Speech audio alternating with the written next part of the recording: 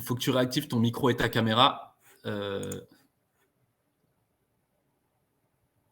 Ouais, faut que tu. Faut... Anthony, il faut que tu réactives ton micro et ta caméra en bas. Là, j'ai mis pause. Hein? Voilà, je ne sais pas ce qui s'est passé. Ouais. Et il faut que tu réaffiches la présentation. Ok. Je ne sais pas ce qui s'est passé. Tu as cliqué sur quelque chose ou non? Tu as eu un problème de Sur connexion? live, j'ai cliqué sur live. Ah non, non, tu touches à rien. Tu touches absolument à rien. Ah! Absolument à rien. C'est moi qui lance le live. Donc moi, je disparais et puis tu te retrouves en ligne. OK? Ah, et donc, j'ai rien à faire. Ouais, on est en live. Allez, à tout à l'heure. Allez, à toutes.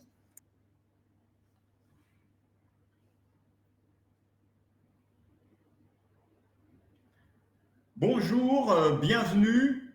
Merci de vous être connecté au webinaire. Et si on sortait de la seule approche par la personnalité et par le raisonnement. Mais tout d'abord, j'aimerais savoir, est-ce que vous m'entendez bien?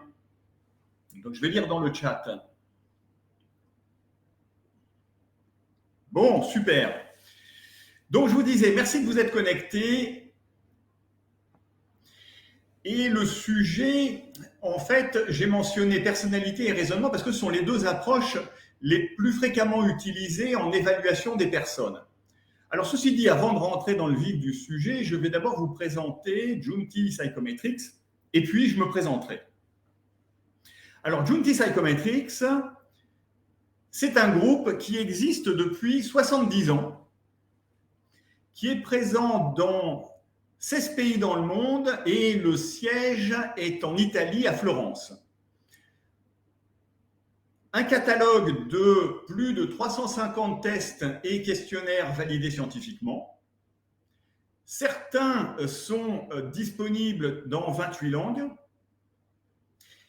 Un réseau de 200 auteurs, c'est-à-dire professeurs d'université, maîtres de conférences, psychologues, psychiatres, professionnels des ressources humaines et 40 000 clients actifs. Alors, Junti Psychometrics intervient dans les domaines des ressources humaines, de la santé, de l'éducation et de la défense. En ce qui concerne Junti Psychometrics France, je suis heureux de vous annoncer que l'entreprise a été créée il y a un mois et c'est le premier webinaire. Alors du coup, ça m'amène à vous parler de moi. Je suis dans le monde, moi j'aime bien le qualifier de merveilleux de la psychométrie et depuis 28 ans. J'ai créé OPP France il y a 18 ans, qui est l'éditeur et le distributeur du MBTI, qui aujourd'hui s'appelle The Myers-Briggs Company. Il y a 3 ans, le groupe Junti Psychometrics me contacte et me dit « Est-ce que vous aimeriez créer une entreprise pour nous en France ?» Et en fait, ça tombait bien parce que j'étais persuadé qu'il manquait des choses sur le marché français. Alors, j'étais très heureux dans mon entreprise et avec mon équipe. Simplement, je trouvais qu'il y avait énormément d'approches d'évaluation des personnes dont on aurait pu disposer en France. Et c'est la raison pour laquelle j'accepte cette offre. Et je pars travailler en Italie pendant 2 ans et demi. Je m'occupe des équipes marketing, commerciales et R&D.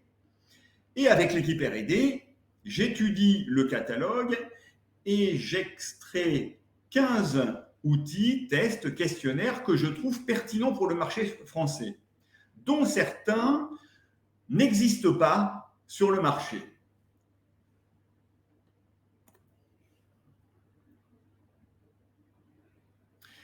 Alors, avant de rentrer dans le vif du sujet, notre métier, c'est la mesure. La mesure, on en fait partout et tout le temps. Un prix est une mesure. Une note sur un bulletin scolaire est une mesure.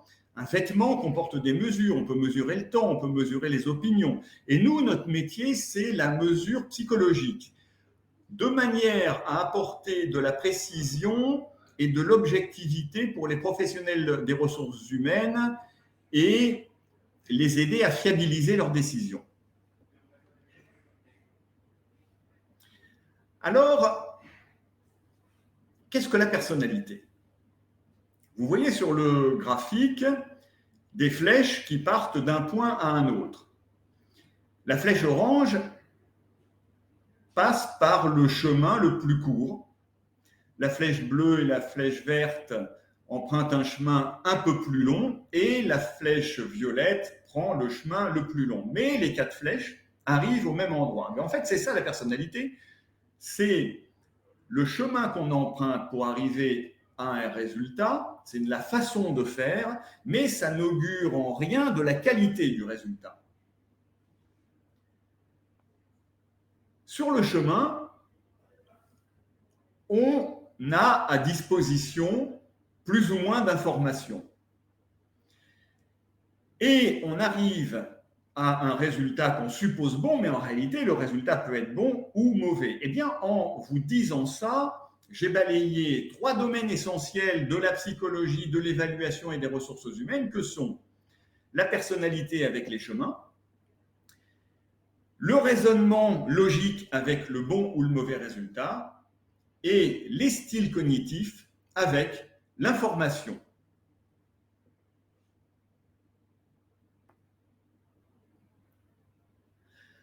C'est quoi les styles cognitifs?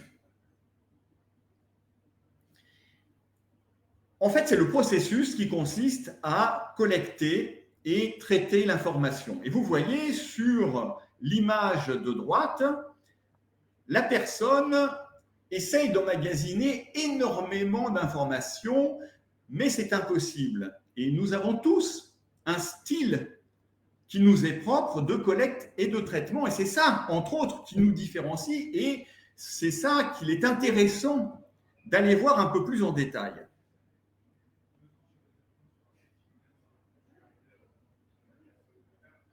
Alors, actuellement, le processus d'évaluation consiste souvent, pas toujours, à utiliser un questionnaire de personnalité, parfois un questionnaire de raisonnement. En réalité, ça consiste même parfois à utiliser que l'entretien. Alors l'entretien est très bien, hein, c'est une très bonne méthode. Ceci dit, elle peut manquer de précision et d'objectivité. Le questionnaire de personnalité, alors je n'ai pas de statistiques, mais je pense que dans les grands groupes, son utilisation voisine les 70-75%. Le raisonnement, moins, et c'est normal, parce que le raisonnement s'utilise surtout en sélection, c'est-à-dire en recrutement externe et en promotion interne, et pas beaucoup en développement. Mais dans un monde dans lequel l'information est importante, voire même pléthorique, il y a quelque chose qui nous manque de plus en plus, qui est que fait la personne de l'information à sa disposition.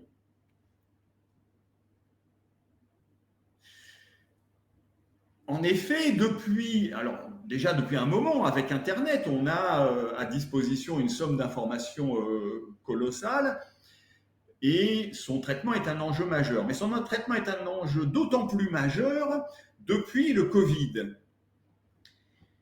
Et je vais vous demander j'ai appuyé trop vite. Je vais vous demander de répondre à un sondage. La digitalisation des biens et des services a été multipliée par combien selon vous depuis le Covid? Alors, je vous laisse quelques secondes pour répondre et puis on partagera les résultats.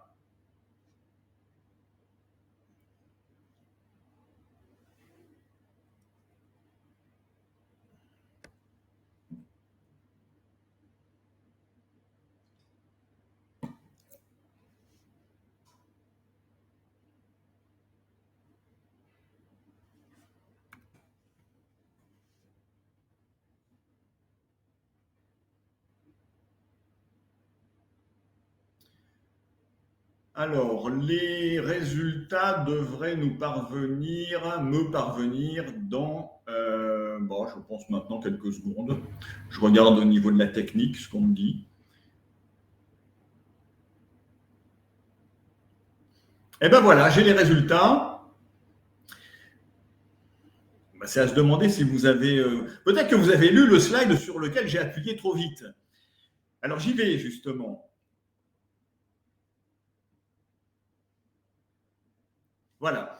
En fait, le cabinet McKinsey a réalisé une étude en juillet 2020 sur la digitalisation des produits et services des entreprises. Et quand on regarde le résultat, et en particulier le graphe à gauche, global, c'est-à-dire monde, on constate que la digitalisation est passée de 28 en mai 2018 à 35 en décembre 2019, puis de 35 en décembre 2019 à 55% en juillet 2020. Cette information qui était déjà considérable a augmenté dans des proportions impressionnantes. Alors ça veut dire quoi? Ça veut dire qu'il est d'autant plus nécessaire de savoir filtrer l'information. Or, nous avons tous des filtres qui nous sont propres. Mais il n'existe, à ma connaissance, en tout cas sur le marché français, aucun outil qui nous renseigne sur notre façon de collecter et traiter l'information.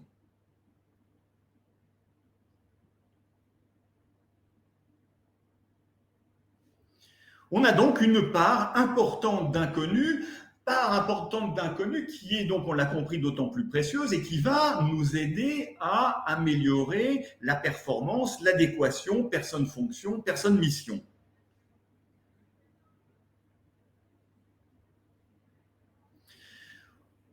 Sur l'illustration que vous avez sous les yeux, la personne a été mesurée à travers, au mieux, on va dire, un questionnaire de personnalité, un test de raisonnement. Dans les deux cas, je voudrais quand même préciser, on obtient une information précise et fiable.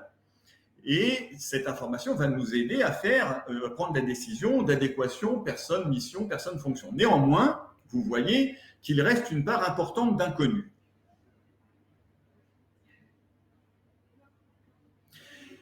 Ce sont les styles cognitifs qui vont nous permettre d'avoir cette information manquante.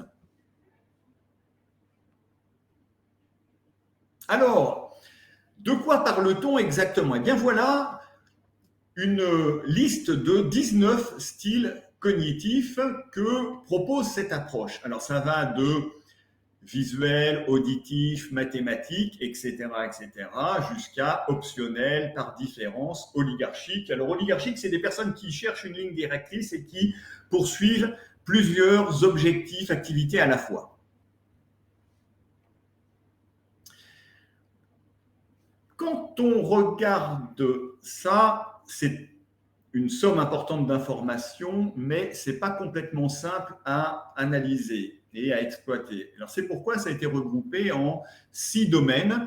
Le domaine sensoriel, le domaine des faits, le domaine des procédés, le domaine relationnel, le domaine global et le domaine du futur. Et le questionnaire qui nous offre cette information s'appelle le Multiple Cognitive Style Questionnaire, MCSQ. Le gros avantage des styles cognitifs, c'est qu'il est assez aisé de faire le lien avec la personnalité et il est assez aisé de faire le lien avec la fonction.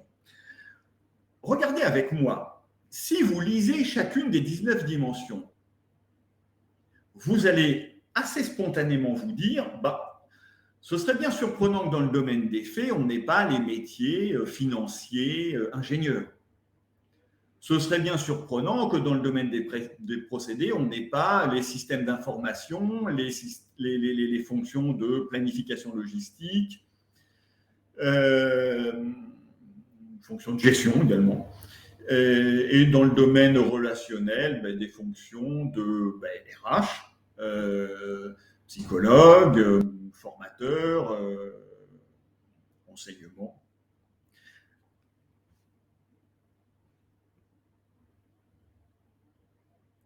Si bien que grâce au style cognitif, on apporte une information complémentaire sur la façon qu'a la personne d'utiliser l'information dont elle a besoin pour sa fonction.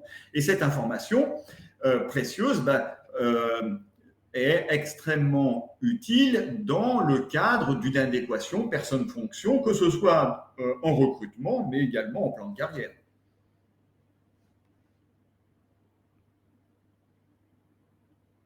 Alors, on a tous en tête des exemples de situations dans lesquelles une personne fonctionne à une fonction, puis à une évolution et ça ne fonctionne pas. Par exemple, ici, imaginons qu'une organisation recherche une personne, une tête bien faite, jeune diplômé, grande école, pour une fonction nécessitant de traiter des informations numériques.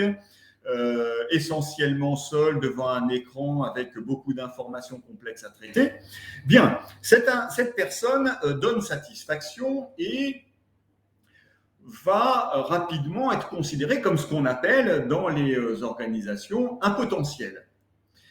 Et elle a envie d'avoir un parcours professionnel qui lui donne satisfaction, de même que l'organisation a envie de miser sur une personne en laquelle elle croit, si bien qu'on va lui proposer une évolution, et en particulier une évolution vers le management, parce que souvent, le management non seulement répond à un besoin, mais également bénéficie, on va dire, d'une connotation positive, ce qui n'est pas forcément le cas pour toutes les fonctions. Bref.